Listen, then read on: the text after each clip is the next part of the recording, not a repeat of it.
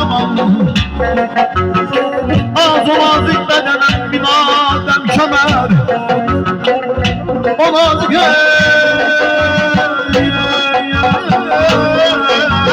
bedenen bir madem kemer.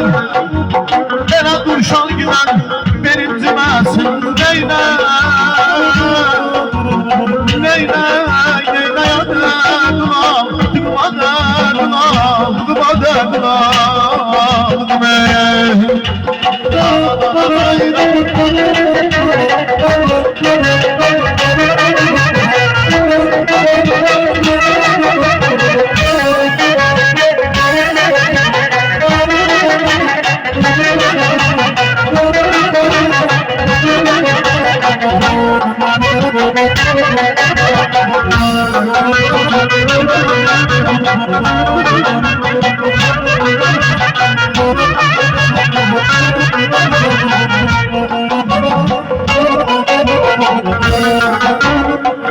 Allah sevmeyi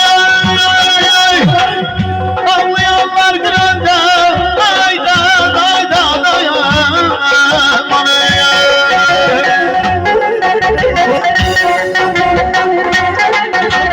Allah sevip anlayanlar gününde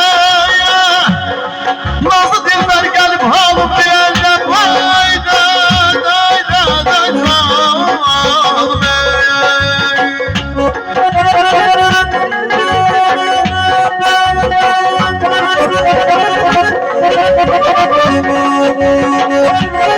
Allah sevip anlayanlar gülenden nazlı dilber gelip halım bilenden aman aman aman aman aman